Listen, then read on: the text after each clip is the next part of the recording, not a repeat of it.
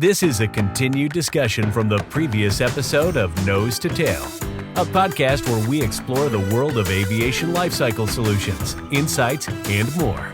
Presented by Jet Midwest.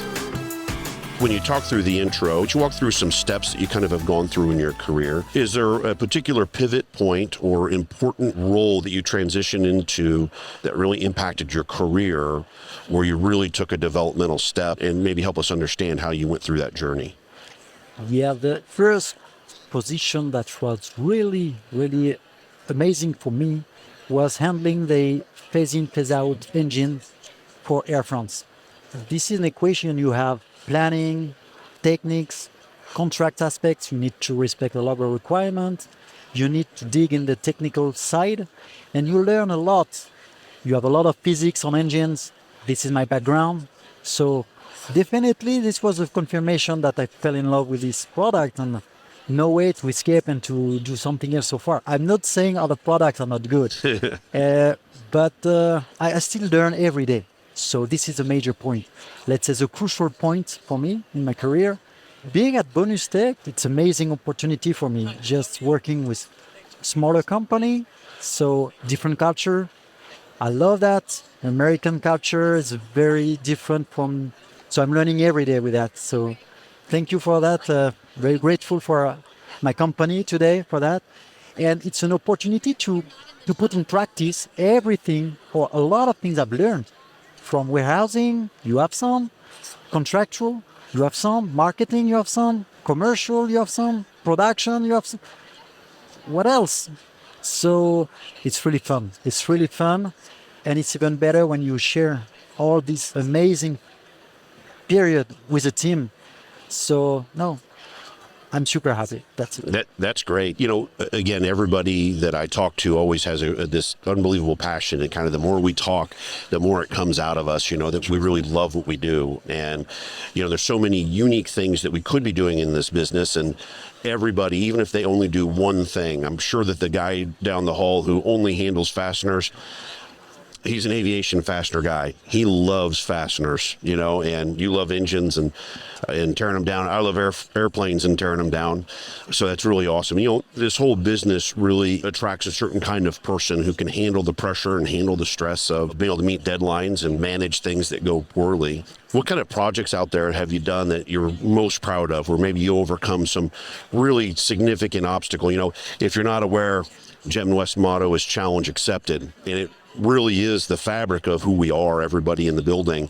Hey, we've got this problem today, and like you said, the team rallies, says, okay, we got to solve this. We don't really have a choice. We don't care how it landed in our laps. We just know that we need to deal with this now, and we'll do some preventative maintenance later on how to not have it happen again. But maybe you can give me some ideas of some times when you had to overcome a challenge and kind of what that looked like with your team. I have two in mind that pop up right now. The first one was a project to implement boroscope inspection skills in the shop in France. And it was a challenge to, let's say with the team, to have, for instance, 100 mechanics performing boroscope inspection. And we realized with everybody within our shop that it is a specialty. I would make the parallel with doctors. You have generalists and you have specialists. So this skill needs to rely on specialists. So it was a project to change from 100 and let's say more 15 people really more accurate. So it was a matter of working with people, humans, not that easy, but super interesting to benefit the experience, because at that time I was younger, we always need experienced people. It's always a good mix between both generations, I would say. So super exciting project. And the second one was more when I was technical sales director to sell engine services worldwide. And it was to increase the turnover for our company, but minded with the spirit of a team, to try to better understand, to listen more customers, and realizing that what we are offering is great, but customers need sometimes something else, some details that for us might be details, but for customers, it's a lot of added value. And to develop the turnover more with the whole team, listening customers, to adapt our service sometimes, total cost of ownership. A practical example is when a customer needs a shop visit. he doesn't need only shop visit. He needs to reduce his total costs. So we can propose solutions, alternative solutions that as a basis of discussion. And many times it happens and we made the deal because we were able with the team, of course, to propose something very adapted to the customer's need. And sometimes on some needs, latent need, he even didn't think of. So we help each other to, in this discussion, to understand what's the situation and then to propose something in line with the needs. So two examples that even talking about that make me think that we have to continue in this business anyway. Well, certainly it's forever growing, right? For sure. So obviously in our line of business, we're very blessed to be able to travel all over the world and visit some great places and meet some great people. And, I'd like to find out, where is it that you've been that you maybe would return to, and where's the place you haven't gone yet that's on the bucket list? Yeah, on the previous position, I made probably all continents. Asia was really different culture and very interesting. US, I'm there, but it's a very good place to me. South America as well, Colombia, etc. Now I traveled a lot, still a lot of culture to discover. Maybe Africa could be interesting as well to more develop. The question is quite difficult because I've been in a lot of places, as all of us, and the major point to me is more about to discover people. That's it. To meet people, to exchange, and to share good experience. That's it. Yeah. So early on in my traveling career, as a young entrepreneur, I did not give myself any time anywhere. I would go from city to city, and my wife would say, "Hey, what did you do something? What'd you do while you were there?" I flew in. I'm in aviation, so the office is at the airport. So I went to their office. We ate dinner at the hotel, and then I went back to the airport and went home. So I saw the Marriott and the airport. and she kept hearing this story over and over again. And she said, "Why don't you just stay an extra day?" I go, "I can't. I got to come home. I got stuff to do." And she said, "You're already there. You take all this time." I had taken a trip to Spain, and I spent more time on the airplane than I did in Spain. And she said, "That's enough. You need to schedule it." So I started scheduling time for myself so that if I would go somewhere and say, I'm going to stay a day on the front end or on the back end, I'm going to try and stay a day everywhere to experience a little bit of the culture.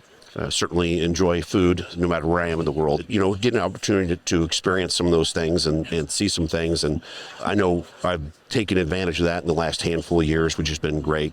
I do miss the travel. COVID was rough, right? We all stuck at home for such a long time, but certainly we're on the other side of that now. So, before we wrap up, I definitely wanted to ask everybody the same question, which is, what's your favorite aircraft and why? And I've gotten some really great answers that caught me off guard. But, if you've got the opportunity to call out a favorite, which one would it be?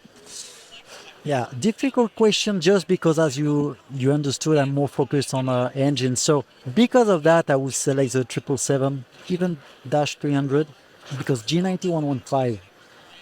Wow. And testing such an engine in a test cell, I had the chance to work on that. There is a lot of parameters to consider. Interference between fan case, prop.